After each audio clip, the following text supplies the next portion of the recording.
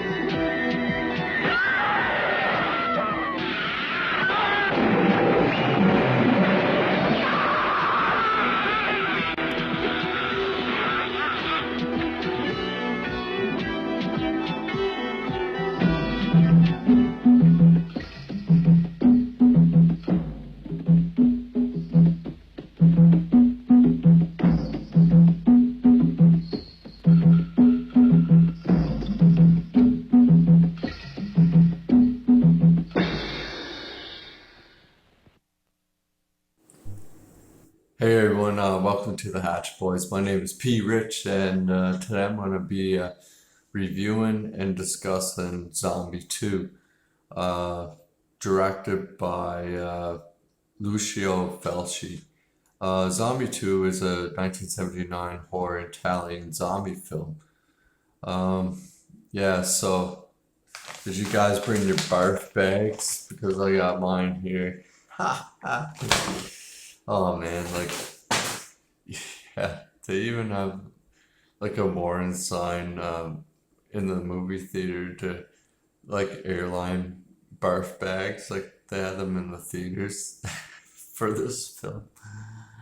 Uh yeah, I mean it's gory in some scenes, but it's not that gory. But it must have been back then, right?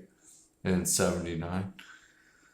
So, Zombie 2, it was adapted from an original screenplay by Daniel Sanghetti to serve as a sequel to George A. Romero's Dawn of the Dead 1978, which was released in Italy with the title Zombie. It stars Tisha Farrow, Ian McCulloch, and Richard Johnson, and features a score by Fulci collaborator Fabio Frizzi. Frizzi's score has been released independently of the film, and he has performed it live on tour. It's a great score. I love the score to this film. It's one of my favorites in horror movies for sure. It really sets the tone in this film, I find. Um, yeah, so Lucio Fulci, yeah, he's a great film director, and yeah, he does a lot of good horror films. I find him and Dario Argento. Um, yeah, so most um, films by Lucio Fulci, you would probably most recognize City of the Living Dead. It's pretty good. The Beyond, that's great. I like that one. The House by the Cemetery. I have yet to see that one yet, but and the New York Ripper. That was quite the movie. Um, I must say. Anyways, so basically the film tells the story of a Caribbean island cursed by a voodoo uh, curse, whose dead residents rise as zombies to attack the living. A scientist's daughter journeys to the island after her father's boat turns up abandoned in New York. This film attracted controversy upon its release in the United Kingdom, like a lot of horror films did, you know. Where it became listed as a video nasty. Yeah, so glad you have your barf bags with you. However, over the years, yeah, the film received a greater like appreciation from critics, and it has gained a cult following. It has for sure. Um, so yeah, basically the story goes, abandoned boat drifts into New York harbor and is boarded by two harbor patrolmen. Yeah, this scene's it's pretty funny. I mean, yeah, one of the patrolmen's goes downstairs, and the other one comes up and tells him to search again. And so one of the patrolmen sees like this hand with all these maggots on it. It was fine, and like worms and shit. It looked good. And then you see a hidden zombie, and he's like, it's like a big, huge zombie. And it looks great, man. Like, it looks so well done. And so, anyways, the patrolman's partner shoots the zombie and falls over.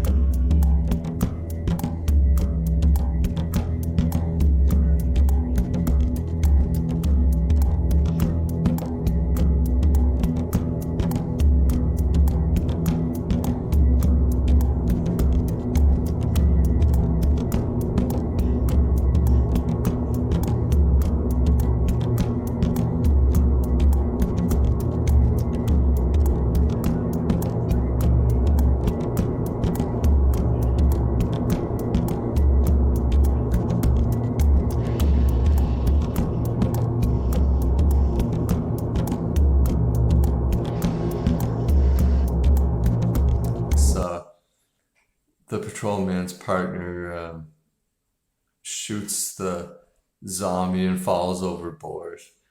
Uh, yeah, and then the dead patrolman's body is taken to the morgue, and Bowles, Tisha Farrow, is questioned by the police as the boat belonged to her father. She claims he is conducting research in Matul, Caribbean island. British journalist Peter West, played by Ian McCulloch, is investigating the story.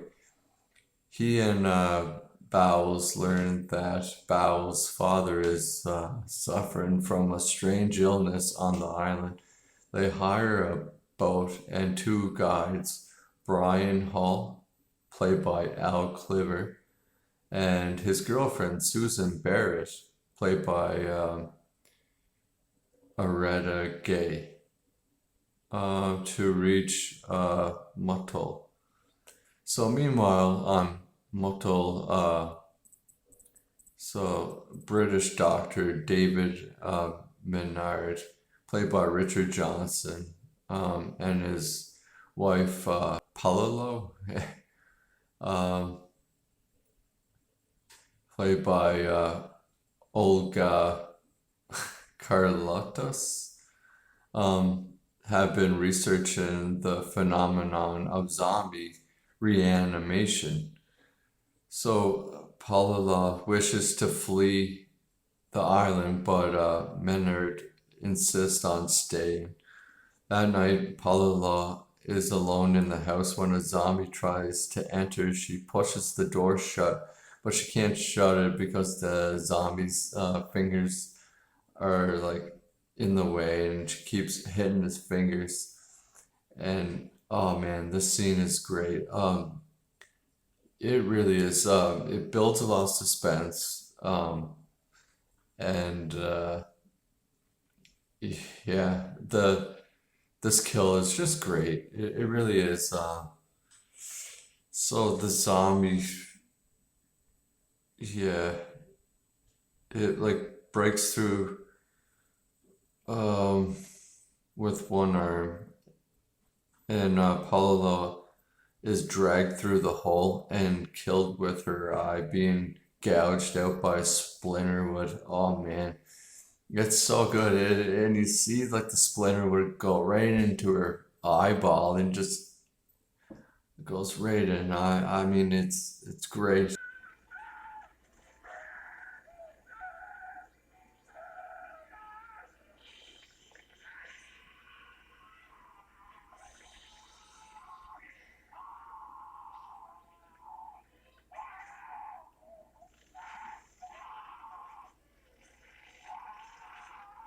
It's great. It's great visual effect. Hold on, I'm going to puke.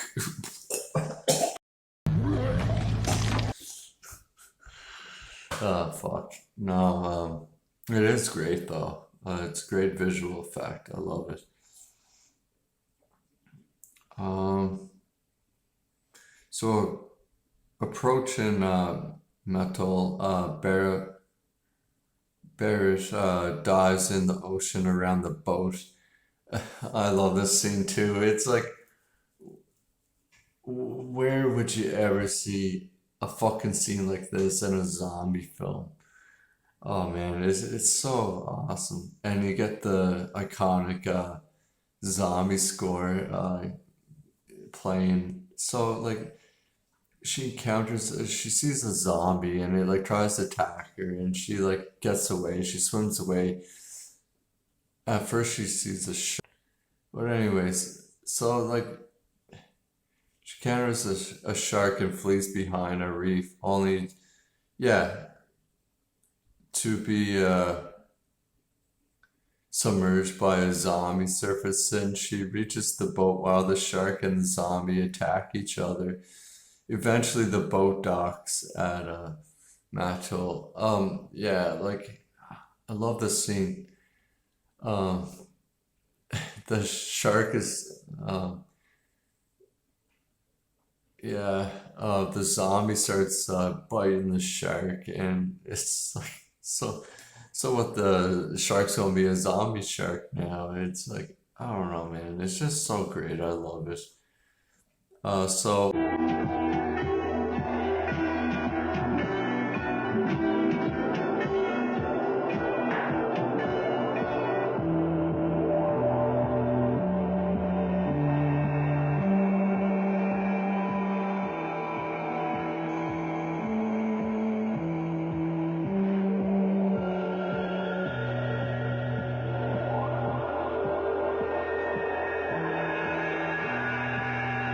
Menard is alarmed to find that one of his colleagues, Fritz, has died of the zombie infection. He tells his remaining staff to shoot all the dead bodies in their heads.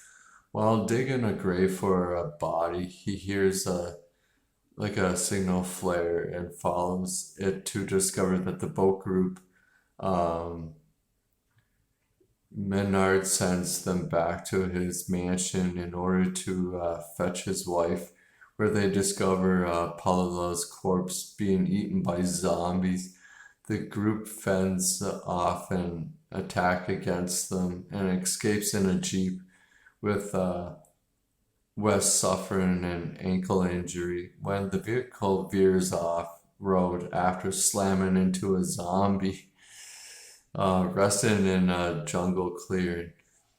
The group realize they have encountered um, like a graveyard, and so now, yeah, Barrett is killed when one of the corpses rise from the earth and bites out her throat. I love this scene too.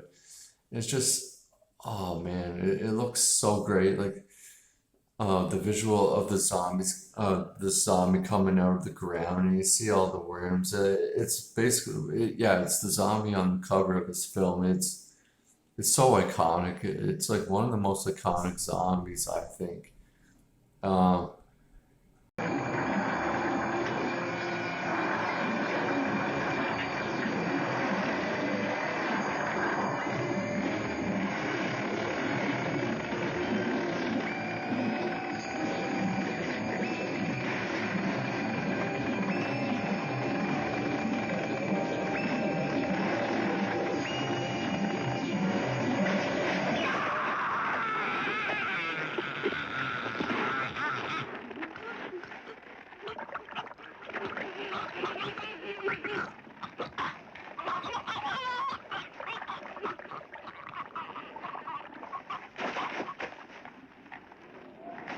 So as more corpses reanimate, the group flees to the local hospital, where Menard explains that the dead are rising as a result of the voodoo curse, which has been trying to stop.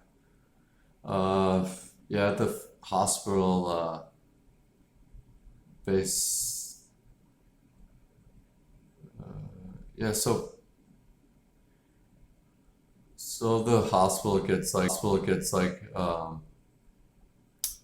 ransacked by zombies, and Menard is killed by a uh, reanimated Fritz as the zombies attempt to enter. Those being treated for infection inside the hospital also reanimate, killing like several hospital staff who have stayed behind. Yeah, there's so many zombies, and they're just everywhere. As the dead outside the beach, the door, uh, building on fire with mocktail, cocktail bottles, and they got guns. They're shooting them with shotguns and handguns or whatever, and they're shooting them in the head.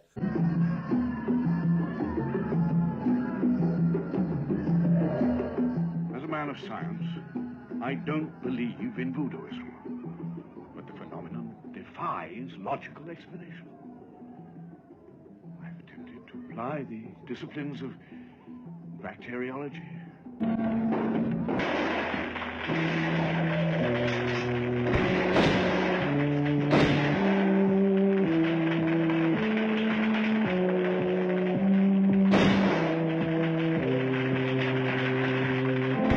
leave the island at the sea. Hall dies of his infection. Yeah, Hall got bitten, and his body is locked in a cabin in the boat to be used as evidence. Like, it's so fucking stupid. Like, why wouldn't you just fucking kill him and then throw him off the boat? Anyways, um, but the ending of this film is it's great. It ends great. I really like it. So yeah, now his body gets reanimated. You hear him banging on the door, and they're listening to the radio on the boat about New York. Uh, yeah, there's a radio broadcast reports that the city's under attack from zombies, and the result of the initial attack in the harbor. Yeah, and you see all the zombies going towards New York City, and they're on the bridge. It looks great, man. I love it. It's a great film. Um, so yeah, Will be used if necessary. Just been informed that zombies have entered the building. They're at the door. They're coming in.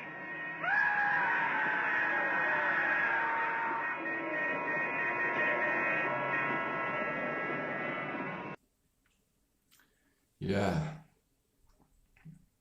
Since there was no CGI at the time, and the production didn't have the budget for fancy animatronics, real tiger shark was used for the infamous zombie versus shark fight.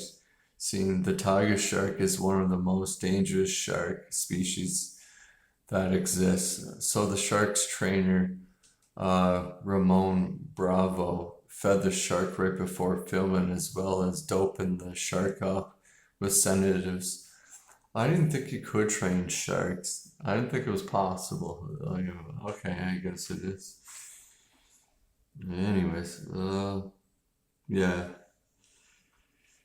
So despite being called Zombie 2, the film is not a sequel to anything. When Dawn of the Dead 78 was released under the title Zombie in Italy, this film was retitled Zombie 2 to cash in the success of the American films. This was done by the studio without director Lucio Fulci's permission or knowledge, and he often told fans that this wasn't a sequel and that it is its own film. He was relieved to find out the film's actual title, Zombie, was kept in the American release.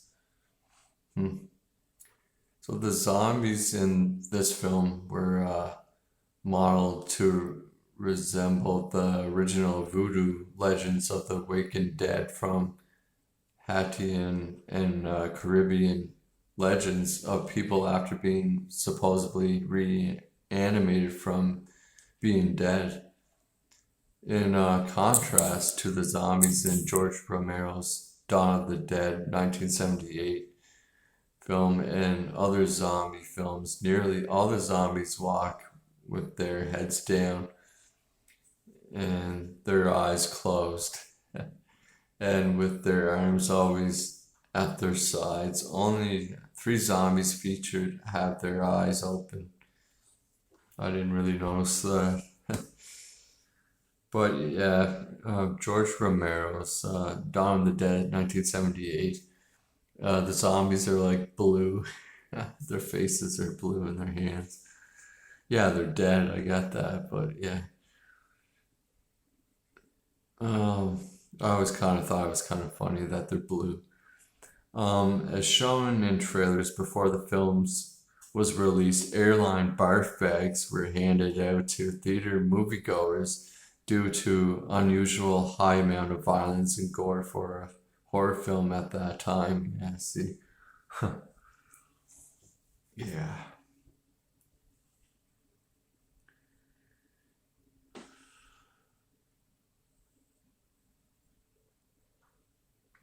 So basically, my first impression of this film, one of my best friends, Chad Coquell, showed me this film.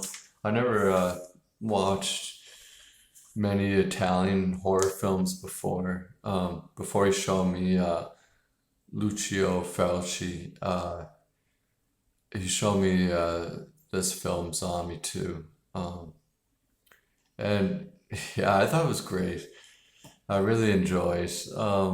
In the fucking scene with the zombie eating the shark. I mean, it's great. The music's fucking great. I love the music. Yeah, in the scene, like, uh, yeah, the scene where the zombie comes out of the ground, that iconic zombie there. I mean, yeah, I just love that whole scene, and he bites their throat. It's great. I also, yeah, I love the scene where she gets the splinter with her eyeball, man. It's just fucking great. I love it. Um, yeah. So that was my first impression of it for sure. I thought I really enjoyed it. Um, so the acting, I mean, this film does take time to develop up the characters. It does. Um, I could see people thinking this movie's boring, right? But they do take their time to develop the characters, which I like. I do like that. Um,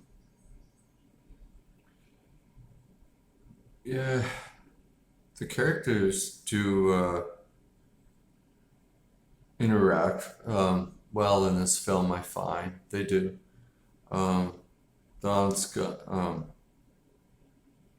yeah, the on-screen chemistry uh, with the characters are great. Yeah, they're good. Um, their styles fit with the genre. They do for sure. I think they do. I mean,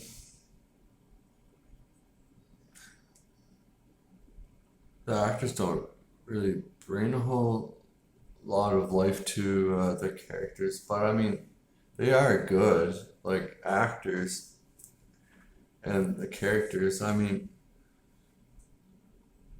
what's it? Yeah, I mean, it's all right. Not the best. Like, so the analysts of the technical elements in this film, the camera work was great. There's a lot of great shots in this. The cinematography is good. I like it. Um, yeah, the sound, I mean, yeah, the sound's not bad. It sounds all right. The audio, I mean, it's off in some scenes. I find the audio is a little off in some scenes. Um, yeah, the set design, I mean, like the setting of the film is great at the Caribbean island there, man. I love that. And then the boat at the first of the film, like, yeah, that's all right. So yeah, do I recommend this movie? Yeah, I do. I recommend this film. It's one of my favorite zombie films. Um, I'm not like that big into zombie horror films, but I mean, this is a great one. I really enjoy it. And I would rate this film 7 out of 10. Yeah, so that's my review for Lucio Fulci's Zombie. All right. Thanks for watching. Bye, everyone.